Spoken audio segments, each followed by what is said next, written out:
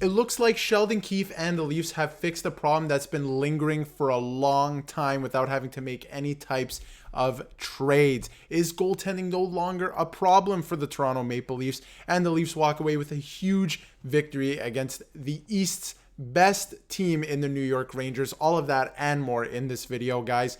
My name is Darius Domingues and welcome back to Leafs Digest. And before we get further into the video, we've noticed that about 80% of you watching our videos are not actually subscribed to the channel. So if you want to go ahead and hit that subscribe button to stay up to date with everything Toronto Maple Leafs, myself and the other content creators on the channel would greatly appreciate it. But guys, let's get right into it. We will get into the goaltending later in the video, so stay tuned for that. But I want to get right into the big win in the Big Apple, and I want to give out some flowers tonight to some of the Leafs players who, you know, aren't appreciated as much, but I think have been playing a huge role lately. But to kick it off, I mean, let's look at the stat line, and there was a lot going into this game. Second half of a back-to-back, disappointing way that the game last night against the Islanders, ended up with Tavares ending up with 1,000 points, losing in overtime. And a lot of the Leafs are sick or battling illness. Matthew Knies didn't even play in this game, but if we take a look at the card, I mean, Domi had another good game. I'm loving him at that 3C spot. You look at Yarncroke chipping in for another goal. That third line, like I just mentioned, just fantastic. Marner with 2 goals on the power play. Loving his game. Lately, I've been very critical of Mitch Marner, but, you know, another great performance for him. And the other big player, Auston Matthews, leading the league in goals, another 2 goals and 2 assists in this game. Absolute stud. Nylander doing his thing. I mean, on the second Matthews goal, that assist is just ridiculous. Tavares chipping in as well. And let's not forget about Connor Timmins. I've liked Connor Timmins' play as well. I mean, there are times, let's not get mistaken, he looks like Bambi out there, all right, especially in the defensive zone, but I have liked his offensive game, and I think as he continues to get acclimated, I mean, he missed a lot of time to start the season, and I think this is only maybe his 10th or 11th game back in the lineup.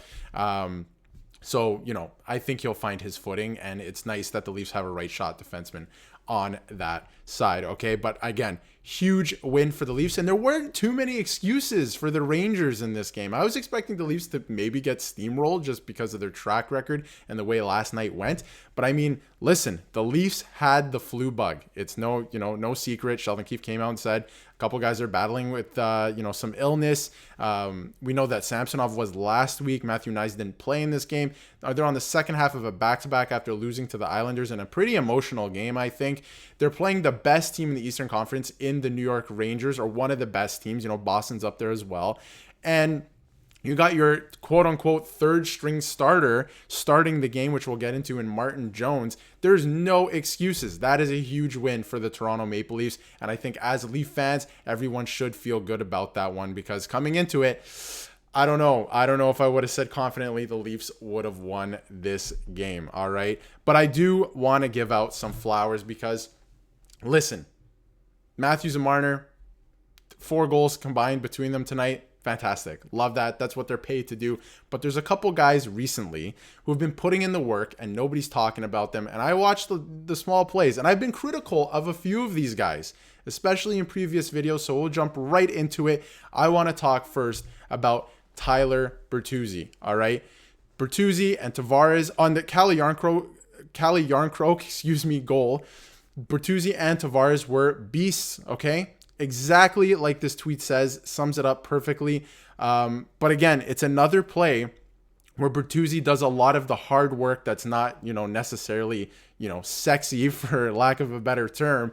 And he does a lot of the unsung work. He's not a really flashy player, but on the boards, he's getting it done. He doesn't even get rewarded with a point, but he makes the goal happen. He's creating space out there. All right. And there was a similar shift, like Anthony says here, against the Islanders last night, where he didn't get a point, but I mean, he opens up the space and creates the play. He allows the play to happen. All right. So his point pace is low, but I don't think he was brought on to be a point a game player even. I think he's there to create space, be a nuisance, and, be in on the forecheck. That is what Tyler Bertuzzi brings to the table. And I think he's finding that. He didn't have that to start the season, but I think that he is finally finding that, which is great.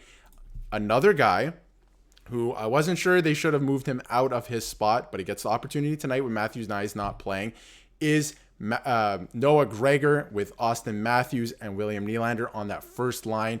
It is a huge move, actually, if you ask me. But I've loved Noah Gregor in his role this year. I wasn't sure if they should even move him up because he's doing so well in his role. Obviously, you want to reward a guy for playing well, but he was just doing so good in his role that why would you remove him from that? But, he had a good game. And I mean, it's obvious. Matthews and Marner had a couple goals, on the power play. So Gregor wasn't out there, but they were making things happen all night. And Gregor's foot speed really helps. All right. Like, he is one of the fastest players in the NHL this year for sure. If you put him up against anybody, he's got to be the fastest. And he's in on the forecheck. He's, creating space. Another Tyler Bertuzzi type where he's able to, create the play just by creating space and mucking it up there behind the net. And I like players like that. I like when the Leafs have players like that. And they've been missing that for quite some time, without Zach Hyman, for example. That was the last real guy I remember doing that. So it's nice to see that. I also want to talk about Calle Jarnkrok. He has been underrated last year and this year. He is the new Alex Kerfoot in my eyes. And like Nick says here, it can't be overstated how valuable Calle Jarnkrok has been for the Leafs at $2.1 million. He plays all over the lineup in any situation. He can play on the power play. He has been on the second unit, and he consistently gets the job done no matter who or where he is playing in the lineup. He can play with Matthews and Marner. He gets the job done there. He spent a lot of time there last season. And then this year, he spent some time on the second line very briefly. Even last year, he's up and down the lineup. And then this year, he's really found a home, playing well on that third line with Domi and Nick Robertson. He's finally found a home there, which is good for him. Love that. And then, like everyone saw tonight, Mr. Jake McCabe blowing it up. The only guy throwing big hits still. There's not a lot of guys who throw hits, especially on the Leafs, but in the NHL in general. I mean, one of the guys that they played tonight, Jacob Trouba, he's one of the only guys still doing it in the NHL. But here we go. Jake McCabe, just an absolute huge hit on Lindgren of the Rangers entering the zone. He was miring his pass a little bit and just absolutely destroyed him, as you can see from the screenshot here, in the air. Love that from the Leafs blue line. McCabe's not even that big of a guy, but he can throw the body. He plays really physical, and they need more of that going down the stretch, all right? Especially in the playoffs. I don't think we've seen the best of Jake McCabe just yet, and I think that's exciting. That's very exciting. But to touch on quickly before we end the video, tonight proved to me that maybe goaltending is no longer an issue for the Toronto Maple Leafs. If you really think about it, Joseph Woll is the number one bona fide starter. Obviously, he's out hurt right now, but he won't be out the whole season. He'll be back pretty, relatively soon, and he is the number one starter. Then you got Samsonov, who just came off of a great performance against the Nashville Predators as well, and I don't think he necessarily played, that bad against the Islanders. There's maybe a goal you would want back, but that's every goalie in the league. They're not going to be on 100% of the time. But, as a backup option, Ilya Samsonov, I think that's all right. And Martin Jones, save percentage doesn't, speak volumes tonight, but he's been putting up decent numbers with the Marlies. He had a good season last year. He had a great preseason. And again, he comes in for the Leafs tonight against one of the best teams in the East and puts up a pretty good performance considering he had goal scoring help, and gets the job done, and the Leafs get the W. So what do you think? Let me know in the comments. Do you think goaltending is even an issue the Leafs have to address going forward? I don't think it is. I think, the confidence has built back up a little bit, and they are where they need to be in terms of goaltending. I think the only thing that needs to be fixed is a little bit more intensity from the forwards, especially the top guys and on the forecheck and stuff like that. And the defense, they absolutely need to add at least one decent defenseman, maybe two. But if they want to go after a big fish, that would be a welcome addition as well. But we'll get into that in videos down the line. So like I said, please subscribe to the channel. Stay tuned for some more content, and we'll see you guys in another video tomorrow.